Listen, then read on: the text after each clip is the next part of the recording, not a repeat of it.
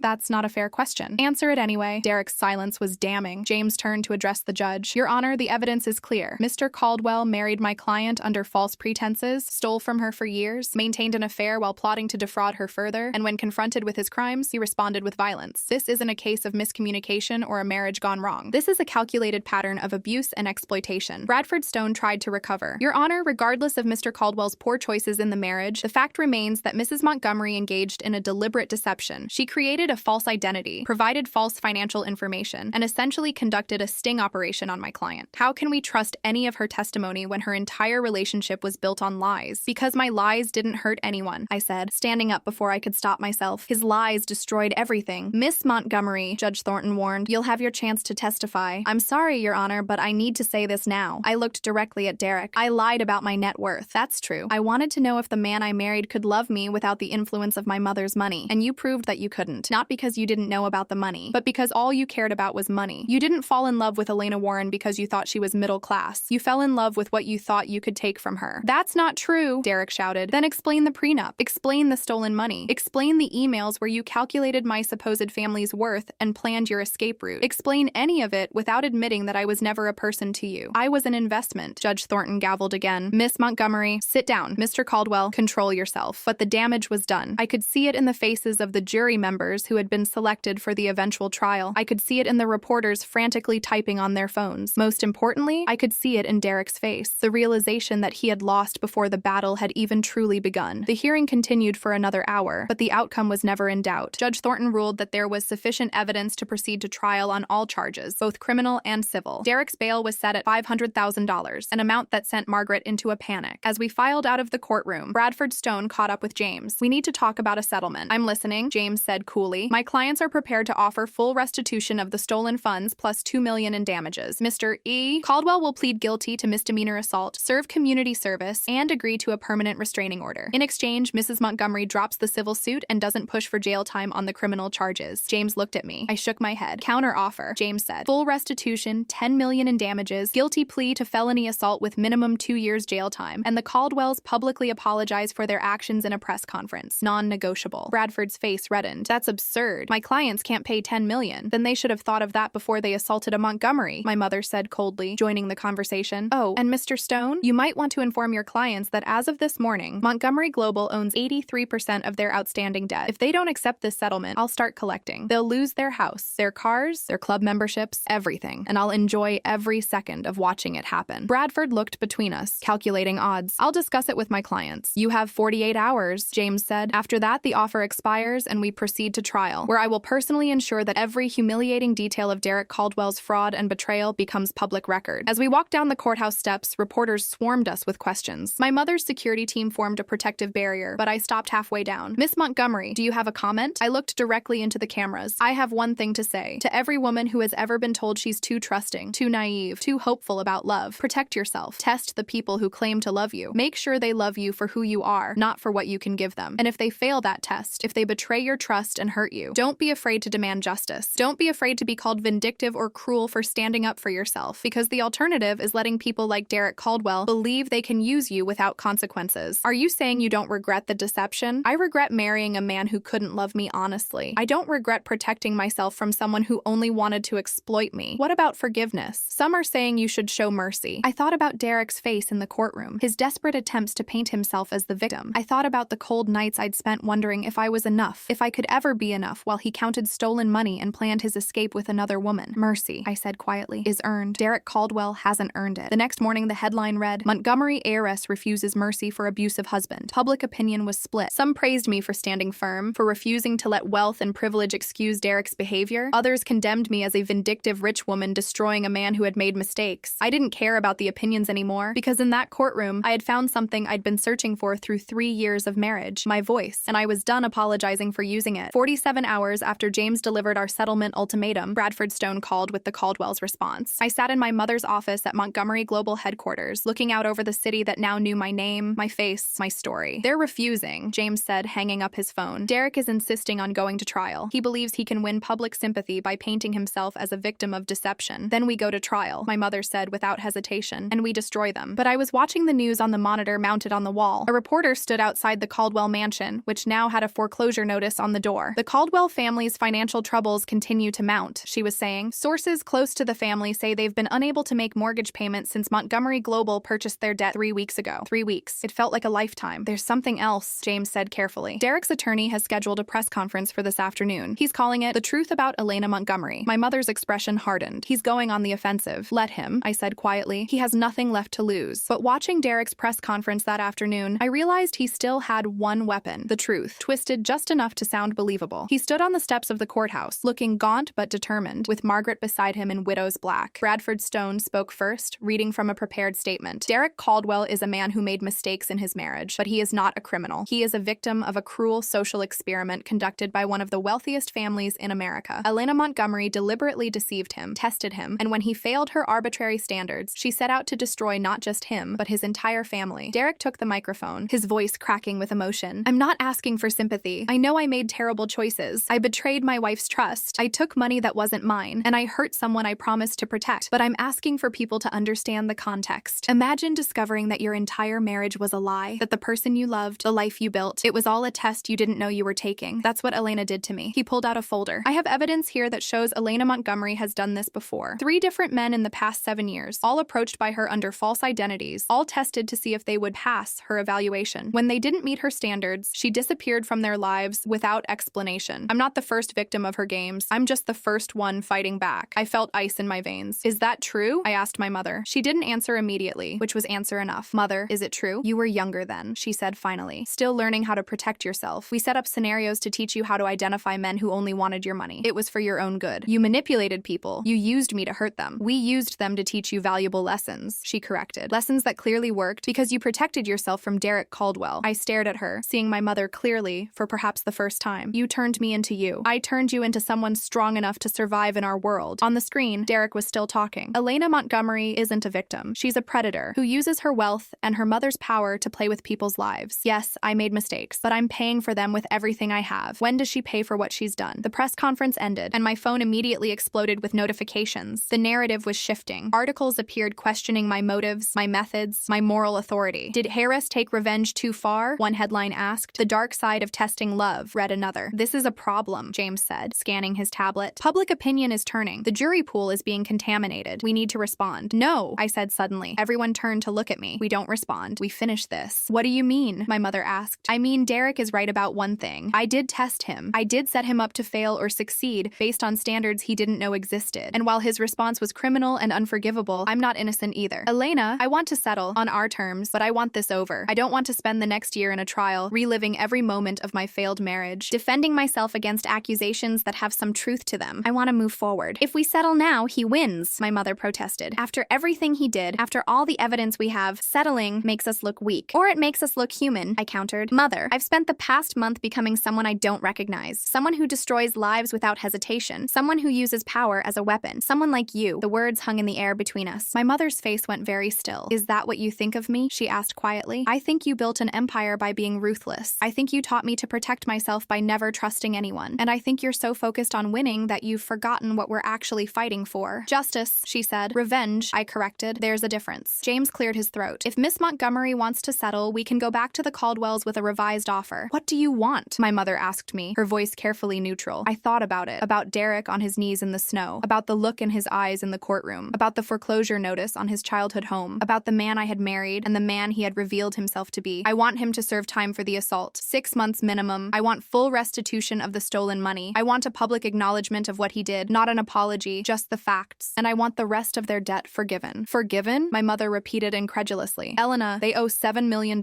You want to just erase that? I want them to have a chance to rebuild, not because they deserve it, but because I'm not willing to completely destroy another family to prove a point. Derek committed crimes and should pay for them, but Margaret, Richard, they're not responsible for their son's choices. They shouldn't lose everything because Derek is a liar and a thief. My mother studied me for a long moment. You're serious about this? Completely. She turned to James. Draft a settlement offer. 6 months jail time for assault, full restitution, public statement of facts, and we forgive the family debt. But I want one more thing. What? I asked. Derek Caldwell signs an agreement never to contact you again in any form, for any reason, for the rest of his life. He doesn't call, doesn't write, doesn't appear anywhere you might be. He vanishes from your life completely and permanently. That's non-negotiable. I nodded. Agreed. Bradford Stone called back within 2 hours. My clients accept the settlement terms. The final hearing was brief and businesslike. Derek stood before Judge Thornton and formally admitted to assault, theft, and fraud. He was sentenced to 6 months in county jail, followed by 3 years probation. He would pay back every dollar he stole, plus interest, and he would never contact me again. Do you have anything to say, Mr. Caldwell? Judge Thornton asked. Derek looked at me for the first time since the hearing began. I'm sorry, he said, not for getting caught. I'm sorry for who I became. Elena deserved better than me. She always did. It wasn't the apology I had imagined in my angry moments. It was quieter, sadder, perhaps more honest. Miss Montgomery, do you wish to address the court? I stood, my hands folded in front of me. I came into this marriage hoping to find real love. What I found instead was a painful lesson about trust, about truth, and about the danger of tests that no one can pass. Derek hurt me badly. He committed crimes that deserve punishment, but I also played a role in this tragedy. I deceived him first. I set standards without communicating them. I tested instead of trusting. I took a breath. I don't forgive what Derek did to me. The assault, the theft, the betrayal, those were his choices and he's paying for them. But I also don't claim to be a perfect victim. I'm a woman who learned to protect herself by never being vulnerable, and that has its own consequences. Very well, Judge Thornton said. Mr. Caldwell will report to begin his sentence tomorrow at 9 a.m. This case is closed. As we left the courtroom, reporters again surrounded us. But this time, I had something different to say. I want to speak to the women who have been following this case, I said directly into the cameras. Women who have been betrayed, who have been hurt, who have been made to feel like their pain doesn't matter because they're too emotional or too sensitive. Your pain is valid. Your anger is justified. But don't let that anger turn you into someone you don't recognize. Don't let the people who hurt you have the power to change who you are fundamentally. What about Derek Caldwell? A reporter called out. Do you think justice was served? I think accountability was served. Derek is paying consequences for his crimes. That's what justice looks like. Not revenge, not destruction, just appropriate consequences. And what about you? What happens now? I smiled, and for the first time in weeks, it felt genuine. Now I rebuild. Not as Elena Warren, not as the Elena Montgomery who was so afraid of being hurt that she couldn't trust anyone, just as Elena. And I figure out who that is. That evening, I stood in my penthouse alone for the first time since the night Derek threw me out. My mother had returned to her own apartment, giving me space I hadn't asked for but desperately needed. My phone buzzed. A text from an unknown number. Thank you, D. I stared at it for a long time, then deleted it without responding. The court order said he couldn't contact me. He'd just violated it on his first day. Old Derek, unable to help himself. But I didn't call my lawyer. I didn't report the violation. I just blocked the number and moved on, because that's what closure looked like. Not grand gestures or perfect endings. Just the quiet decision to stop letting the past control the present. 3 months later, I stood in a new classroom. Not the school where I'd taught as Elena Warren, but a private academy that knew exactly who I was and hired me anyway. The headmaster had said, "Your experience with deception and truth makes you uniquely qualified to teach literature. Every great story is about lies we tell and truths we hide." My students didn't care that I was a Montgomery. They cared that I understood Shakespeare's betrayals, that I could explain why characters made terrible choices, that I knew what it meant to wear masks until you forgot your own face. And slowly, teaching again, being Elena without the test, without the lies, without the constant evaluation of everyone's motives, I started to remember who I'd been before Derek, before the marriage, before I'd become so cynical about love that I'd forgotten how to trust it. The revenge had been satisfying. Watching Derek face consequences for his crimes had brought a certain justice. But this, teaching students about truth and lies and the messy reality of being human, this was healing. My mother and I were still finding our way back to each other. She struggled with my decision to forgive the Caldwell family's debt. She didn't understand why I'd chosen mercy over total victory. Because, I'd told her, I didn't want to become the villain in someone else's story, even if that someone is Derek Caldwell. She'd nodded slowly. You're stronger than I thought, and wiser than I was at your age. Coming from Victoria Montgomery, it was the closest thing to an apology I would ever get. Derek served his 6 months and disappeared. Rumors said he'd moved to the West Coast, was working in restaurant management under a different name. Sarah had left him before he'd even gone to jail, unable to handle the scandal and poverty. Margaret and Richard had sold the foreclosed mansion and moved to a modest condo in Florida. The Caldwell empire had crumbled, but they'd survived. And me, I'd survived too. Not just the betrayal and the assault and the public trial. I'd survived becoming someone I didn't want to be, and I'd found my way back. That was the real victory. Not the settlement, not the consequences, not even the justice. The victory was remembering that Elena Montgomery was more than her ability to destroy her enemies. She was also a teacher, a daughter, a woman capable of both protecting herself and choosing mercy. I had tested Derek and found him wanting, but in the process, I had also tested myself. And unlike Derek, I'd decided to pass. 1 year after Derek Caldwell walked into county jail, I stood in front of my bathroom mirror getting ready for a date, a real date, with a man who knew exactly who I was from the beginning. His name was Daniel Chen, a literature professor at the university where I'd started taking graduate courses. We'd met in a seminar on narrative theory, and he'd approached me after class to discuss my perspective on unreliable narrators. You have an interesting take on deception in storytelling, he'd said, like someone who's lived it rather than just studied it. I suppose I have, I'd admitted. And then before I could stop myself, I'd told him the truth. I'm Elena Montgomery. You might have heard about my divorce. He'd nodded slowly. The teacher who tested her husband. Yes, I followed that case. It raised fascinating questions about authenticity and performance in relationships. That's a very academic way of describing my disaster of a marriage. Would you prefer I say it was a tabloid spectacle? He'd smiled. I'm a literature professor, Elena. Everything looks like a text to me, including human behavior. But if you're interested in discussing it over coffee sometime, I promise to engage with you as a person, not a case study. That had been 4 months ago. Now, as I applied lipstick in the mirror, my mother's voice echoed from the living room where she was waiting to meet Daniel for the first time. Are you sure about this one? She called. You barely know him. I know enough, I replied, emerging from the bedroom. He's kind, he's intelligent, and most importantly, he didn't run screaming when I told him who I really was. That's a low bar, darling. It's my bar now. I grabbed my purse. And mother, please don't interrogate him or run a background check in the middle of dinner. I already ran the background check, she admitted without shame. Clean record, good credit, no secret wives or hidden agendas, though I still think you should wait longer before getting serious with anyone. We're having dinner, not eloping. The doorbell doorbell rang. I opened it to find Daniel holding flowers. Not expensive roses, but wildflowers from the farmer's market, because I'd mentioned once that I preferred them. You remembered, I said, taking the bouquet. Of course. He smiled, then noticed my mother standing in the doorway like a guardian dragon. Mrs. Montgomery, it's an honor to meet you. Professor Chen? My mother replied coolly. My daughter speaks highly of you. That's generous of her, considering I once compared her thesis argument to a Shakespearean tragedy where everyone dies needlessly. I appreciated the honesty, I said, grabbing my coat. Mother, we'll be back by 11. Why 11? She asked. You're 35, not 15. Because I have class at 8 tomorrow morning and I like my sleep. I kissed her cheek. Don't wait up. Dinner was at a small Italian restaurant in Brooklyn, far from the Manhattan establishments where I might be recognized. Daniel had chosen it deliberately, understanding without being told that I sometimes needed spaces where I could be anonymous. Over pasta and wine, we talked about everything except Derek, my new research project on deception in Victorian literature, his upcoming sabbatical to write a book, the ridiculous drama in the English department involving two professors feuding over a parking space. Can I ask you something? Daniel said as dessert arrived. And you can tell me if it's too personal. Go ahead. Do you regret it? The test? The whole situation with Derek? If you could go back, would you do things differently? I thought about it. Really thought about it. Yes and no. I regret hurting someone, even someone who hurt me worse. I regret not seeing that my mother's methods for protecting me were damaging me in different ways, but I don't regret learning the truth about Derek. Better to know who he really was than to spend decades in a lie. And what about now? Are you still testing people? Every day, I admitted. Not elaborate schemes, just paying attention. Watching how people treat waiters, how they respond when I'm sick or tired, whether they ask about my day or only talk about their own. Small tests that reveal character. That seems exhausting. It is, but it's also who I am now. I can't unlearn what I've learned about people's capacity for deception, including my own. Daniel was quiet for a moment. For what it's worth, I think you're being too hard on yourself. Yes, you deceived Derek about your wealth, but he deceived you about his character. Those aren't equivalent betrayals, aren't they? No. You lied about circumstances. He lied about his fundamental nature. You tested whether he could love you without money. He tested how much he could take from you before you noticed. Your test was about protecting yourself. His was about exploiting you. I realized tears were running down my face. Thank you for saying that. It's not kindness, Elena. It's truth. Walking home through the autumn streets, Daniel's hand warm in mine, I felt something I hadn't felt in years. Hope. Not the desperate hope of my early marriage, the belief that love could conquer all, but a quieter hope, built on honesty and mutual respect. Can I see you again? Daniel asked at my door. Yes, I said. But Daniel, you should know something. I'm probably going to test you. Not consciously maybe, but I'll be watching, evaluating, protecting myself, and that might get annoying. I'm a literature professor, Elena. I spend my entire life analyzing texts for hidden meanings. I think I can handle being analyzed myself. He kissed me gently. Besides, I'm testing you too. Everyone does. We just pretend we're not. After he left, I found my mother waiting in the living room with tea. Well, she asked. He's nice. Nice is boring. No, mother. Nice is rare. Nice is valuable. And nice is exactly what I need right now. She nodded slowly. He makes you smile differently than Derek did. Less carefully, more genuinely. You notice that? I notice everything about you, darling. It's my job. She poured tea for both of us. I've been thinking about what you said, about me turning you into someone you didn't want to be. Mother, no, let me finish. You were right. I raised you to be suspicious of everyone, to see love as a transaction, to protect yourself at all costs. And I did that because I didn't want you to be hurt the way I was hurt. But in trying to protect you, I hurt you in different ways. I stared at her. Victoria Montgomery didn't apologize. Ever. I'm not apologizing, she clarified, reading my expression. I did what I thought was necessary. But I am acknowledging that my methods had consequences I didn't fully consider. You're softer than I am, Elena, more trusting. And I tried to train that out of you instead of helping you use it wisely. What changed? I asked. What made you realize this? Watching you with that professor. You're cautious with him, yes, but you're also open in a way you never were with Derek, even at the beginning. You learned to protect yourself without closing yourself off completely. That's the balance I never taught you, because I never learned it myself. We sat in silence, drinking tea. Mother and daughter finding a new understanding. The next morning, I received an email that made me set down my coffee cup with shaking hands. It was from a literary magazine I respected, accepting my article about tested love in Victorian novels. But attached was a note from the editor. Your personal experience brings an authenticity to this analysis that I rarely see in academic writing. Would you be interested in expanding this into a book? I think there's a broader conversation to be had about deception, truth, and trust in modern relationships. A book about everything I'd learned, everything I'd survived, everything I'd become. I called Daniel. They want me to write a book, I said, about deception and marriage and truth, using both academic analysis and personal experience. That's incredible, Elena. Are you going to do it? I don't know. It means reliving everything publicly, analyzing my own mistakes as much as Derek's, being vulnerable in a way I've spent the past year avoiding. Then don't do it for the public, Daniel said. Do it for yourself. Write the book you needed to read when you were married to Derek. Write the truth about what happens when we test love instead of trusting it. So I did. The book took 18 months to write. It was part memoir, part literary criticism, part cautionary tale. I interviewed other women who had tested their partners, psychologists who studied deception, philosophers who wrote about authenticity. I included my own story, but I also gave Derek his humanity back, acknowledging that he was more than just the villain in my narrative. Testing Love, When Protection Becomes Prison was published on a cold February morning, exactly 3 years after Derek threw me into the snow. The reviews were mixed. Some praised my honesty. Others accused me of exploiting my pain for profit. A few suggested I was still playing victim when I was actually the aggressor. I read them all, and I learned to let them wash over me without defining me. The book tour was exhausting, but illuminating. Women came to my readings with stories of their own tests, their own betrayals, their own complicated relationships with truth. They wanted permission to protect themselves. They wanted assurance that caution wasn't the same as coldness. At a reading in Chicago, a young woman raised her hand during Q&A. How do you know when to trust someone? How do you stop testing and start believing? I thought about Daniel, who had passed every small test without knowing he was being tested, who had proven his character through consistent kindness rather than grand gestures, who had earned my trust by being exactly who he claimed to be day after day, month after month. You don't stop testing, I said honestly. You just get better at recognizing which tests matter. Does he call when he says he will? Does he listen when you talk? Does he respect your boundaries? Those are the tests that reveal character. Not elaborate schemes or secret identities, just daily choices that show who someone really is. That night, Daniel met me at my hotel with takeout Chinese food and champagne. Celebrating, I asked. Your book hit the bestseller list today. Did you not check? I hadn't. I'd been too nervous about reviews to look at sales numbers. It's number 7 on the Times list, Daniel continued. Your mother called me to brag about it since you apparently weren't answering your phone. My mother called you to brag? We talk sometimes. She wanted my perspective on Victorian literature for a charity auction she's planning. We're friendly. I stared at him. My mother doesn't do friendly. Well, she does now. Or at least she does with me. Probably because I don't find her intimidating. Everyone finds her intimidating. I grew up with 4 older sisters who ran a family business together. Your mother is impressive, but she's not scary. He opened the champagne. To your success. To truth. And to the fact that you're finally learning to celebrate your victories instead of just preparing for the next battle. We toasted. And I realized he was right. I had spent so long in survival mode, so focused on protecting myself and proving my worth, that I'd forgotten how to simply enjoy success. 6 months later, I stood in my mother's office at Montgomery Global, looking at the view I'd run from for 3 years. I want to come back, I said. Not full-time. I'll keep teaching. But I want to work with the foundation, with the women's empowerment initiatives. I want to use what I learned to help others. My mother smiled. I was wondering when you'd realize that power isn't the problem. It's what you do with it. Is that what you've always believed? No, she admitted. For most of my life, I believed power was protection. That if I was strong enough, rich enough, influential enough, no one could hurt me. It took watching you almost destroy yourself to realize that power without compassion is just tyranny. Did you just admit you were wrong about something? Don't get used to it. But she was smiling. Welcome back, Elena. Let's change some lives. Working at the Montgomery Foundation was different than I'd expected. Instead of wielding power as a weapon, I learned to use it as a tool. We funded shelters for women escaping abusive relationships. We provided legal support for women fighting unfair prenuptial agreements. We created financial literacy programs teaching women to protect their assets without hiding their hearts. And slowly, I realized that everything with Derek, all the pain and betrayal and public humiliation, had taught me something valuable. How to be strong without being cruel. How to protect myself without destroying others. How to test love without killing it. On the 5-year anniversary of that night in the snow, Daniel and I were married in a small ceremony with 50 guests. No tests, no false identities, no secrets. Just 2 people who knew exactly who the other was and chose each other anyway. My mother gave a toast at the reception. To my daughter, who taught me that vulnerability isn't weakness and mercy isn't defeat. To Daniel, who was brave enough to love a Montgomery. And to second chances, which are only possible when we're honest enough to admit we needed them. Later, as Daniel and I danced, he whispered, "No regrets." I looked around the room. My mother, learning to soften. My colleagues from the foundation, changing lives. The book on a nearby table, helping other women find their voices. And most importantly, this man holding me, who had proven that trust was possible if you chose the right person. No regrets, I confirmed, just lessons learned. Derek Caldwell was somewhere in California, living a quiet life far from the scandal that had defined him. We would never speak again. He was a chapter in my story, important but finished, and I was finally ready to write the rest of the book myself. What did you think of this story? Have you ever had to choose between revenge and mercy? Share your thoughts in the comments. If you enjoyed this, don't forget to like and subscribe for more stories about resilience, truth, and finding strength after betrayal. Thank you so much for watching until the end.